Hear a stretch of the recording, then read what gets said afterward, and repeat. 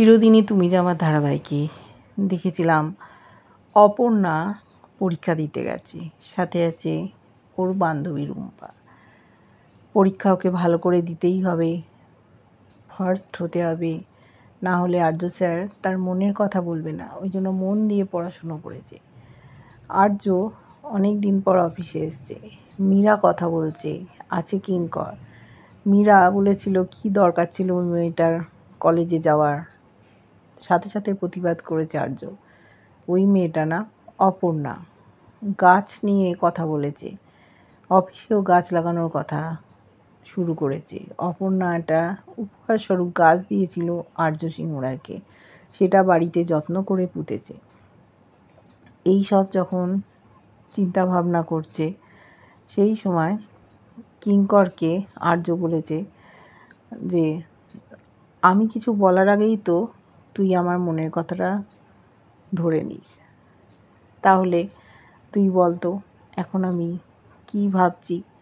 আর আমি জানি আমি যা ভাববো তুইও আমাকে সেই কাজটা করতে সাহায্য করবি, কিন্তু অফিসের ব্যাপারে এতটা উদাসীন হয়ে যাচ্ছে একটা ছোট্ট মেয়ের জন্য, এটাও যেন কেমন দৃষ্টিকটু লাগছে কিঙ্করের। বলে কোনো লাভ নেই, তাই কিছু আর বলে না, যা করছে তাতেই সায় দিচ্ছে আর্যকে। দেখেছি অফিসে এসছে অর্ক, অফিসে ঢুকতেই শুরু করেছে মেঘরাজ তার খেলা। সাধুর ছদ্মবেশে এসছে, বলেছে যে তুমি অর্ক না। বললো আপনি কি করে জানলেন আমার নাম? বললো আমি সব জানতে পারি, ভূত ভবিষ্যৎ। এই যে তোমাদের অফিসে এখন উন্নতি হচ্ছে, তোমাদের পরিবার এখন ভালো আছে, আর্য সিংহ রায়েরও উন্নতি হচ্ছে, কিন্তু তোমার মনের মধ্যে কোথাও একটা অসুখী ভাব আছে। যে ভালোগুলো সেগুলো তো আছেই, তার সঙ্গে খারাপ জিনিসও আছে। আমি সেই খারাপগুলোকে ফু মন্তরে উড়িয়ে দিতে পারি। বলছে কি করে? তখন বলল দেখো তোমাকে একটা উপহার দিচ্ছি। বলল আমাকে? বলল হ্যাঁ। দিয়ে এক বাক্স স্মাইলি বল দিল। বলল এগুলো তুমি অফিসে নিয়ে যাও, এর মাধ্যমেই তুমি যখন মনে করবে যে না তোমার কিছু খারাপ হচ্ছে, এই স্মাইলিগুলো দেখে মনটাকে ঠিক করে নেবে। অফিসে সবার দিকে একটা করে বল ছুঁড়ে দাও, বলো সকলকে, দেখবে তোমাদের উন্নতি হবে। খুব খুশি, মহারাজকে প্রণাম করে ভেতরে ঢুকে গেল। হঠাৎ আর্যর কেবিনে এসছে ওরই এক কলিগ, এসে বলেছে শিগগির চলো, দেখো অর্ক আবার কী সব কিনে নিয়ে এসছে। ওরা তড়িঘড়ি দেখতে গেছে। অর্ক অফিসের কিছু লোকের হাতে স্মাইলি বল দিয়েছে, দিয়ে বলছে যে বলটাকে একবার পুশ করো, তারপর হাওয়াটা ছেড়ে দাও, দিয়ে দেখবে রিল্যাক্স করো, দেখবে যে তুমি কত এনার্জি পাচ্ছ। এই এনার্জির জন্য এই বলগুলো খুব জরুরি। মীরা তড়িঘড়ি ডেকে নিয়ে এসছে, তাই সকলে মিলে গিয়ে দেখছে আর্য কী কাণ্ড করছে। বুঝতে পারেনি প্রথমে, হঠাৎ চোখ গেছে যে এগুলো তো সেই স্মাইলি বল। কী ব্যাপার? মেঘরাজ নিশ্চয়ই এসেছিলো, জিজ্ঞেস করলো কি হয়েছে। মীরা বলল নিশ্চয়ই তুমি এগুলো অনেক টাকায় কিনেছো। বলল না মীরা, এবার আমার 1 পয়সা লাগেনি, বিনা পয়সায় পেয়েছি। কিন্তু ভয় পেয়েছে কিঙ্কর আর আর্য, বুঝতে পেরেছি মেঘরাজের এটা খেলা, বলের মধ্যে কিছু রাখেনি তো। কিঙ্কর বলল আপনারা নিজেদের ডেস্কে যান, সেখানে গিয়ে প্র্যাকটিস করুন। আর বিশেষ লোকদের ডেকে পাঠিয়েছে যারা বলটা চেক করবে ওর মধ্যে কিছু আছে কি না। অর্ক বাড়ি যাবে, ওর মা ডেকেছে, তাই তাড়াতাড়ি বাড়ি যেতে বলল আর্য। মীরাও কিছু বুঝতে পারছে না, এবার লোকদের দিয়ে বলগুলো চেক আপ করানোর জন্য নিয়ে চলে গেল। সেই সময় ফোন এসছে মেঘরাজের, কিঙ্করের ফোনে, স্পিকারে দিয়েছে, বলছে যে অর্কর কাছ থেকে স্মাইলি বলগুলো পেয়েছো তো? কিং কং টিং টং। তোমাদের যে বস আর্য কোথায়, তাকে কোথায় লুকিয়ে রেখেছো? তোমাদের কথায় সেভ হাউসে। তা কতদিন লুকিয়ে রাখতে পারবে? আর তোমাদের সেই ছোট্ট পাখিটা, দেখো ওই পাখিটাকে কিন্তু আমি যে কোনো মুহূর্তে উড়িয়ে দিতে পারি। ভেবো না যেন আমি আবার ফিরে এসেছি, আমি কিন্তু ছেড়ে দেব না। রাগ করছে কিঙ্কর, কিছু বলতে যাচ্ছিল। আর্য বলল চুপচাপ শুনতে, ও কি করতে চায়, ওর সব প্ল্যান ছকা আছে। এই বলে ফোনটা কেটে দিল। আর্য এখন ভাবছে অপর্ণারও বিপদ হতে পারে, তাই অপর্ণাকেও বাঁচাতে হবে। চলে গেল নিজের কেবিনে, ওখানে ভাবছে কি করবে। এদিকে অপর্ণার পরীক্ষা শেষ হয়ে গেছে। পরীক্ষা শেষ হয়ে বাইরে এসছে, কেমন পরীক্ষা হয়েছে রুম্পা জিজ্ঞেস করলো। বললো আমাকে তো পরীক্ষাটা ভালোই দিতে হবে, তাই আমি ভালোই দিয়েছি। এদিক ওদিক ঘুরে বেড়াচ্ছে, আর্য স্যারের জন্য অপেক্ষা করছে। রুম্পা বলল বাড়ি যাও, বলছে না আরেকটু দেখে যাই না। বলছে আর্য স্যার কি তোকে দেয়া নেওয়া করবে? অফিস থেকে আসবে যাবে, তার কাজের তো ক্ষতি হবে। বলছে একটুখানি দেখি না। বলছে চ ওইখানে দেখ ফুচকা আছে, ফুচকা খাই। বলছে আমি বুঝতে পেরেছি তুই সময়টা কাটানোর জন্য বলছিস, তো ঝাল ঝাল ফুচকা আমরা খাই।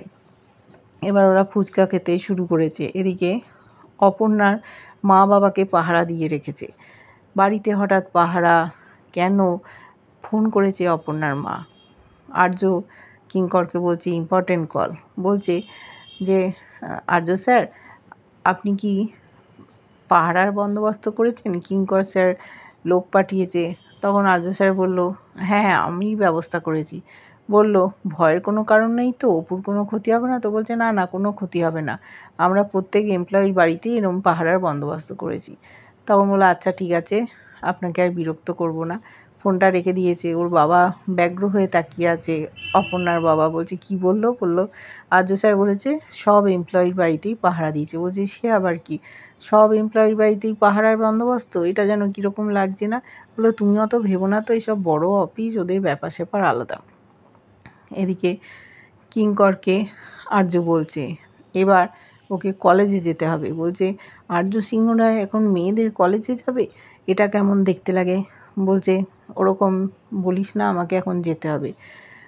তখন কিঙ্কর আর্যকে একটা নতুন ফোন দিল, ওই ফোনটা ইউজ করতে বলল চল অপর্ণার বিপদ, কিন্তু আড়াল থেকে দেখবে। এদিকে অপর্ণাদের বাড়িতে নীল এসছে। নীলকে যারা পাহারা দিচ্ছে কিছুতেই ঢুকতে দেবে না, পারমিশন চাই। ও তখন বলল পারমিশন? ও চিৎকার করছে আঙ্কেল আঙ্কেল বলে। তখন অপর্ণার বাবা বেরিয়েছে। বলছে আরে নীল তুমি? বললো হ্যাঁ এরা ঢুকতে দিচ্ছে না। বলছে ওরা পাহারা দিচ্ছে। বলছে ও আমার চেনা, ঢুকতে দিল বডি চেক আপ করে।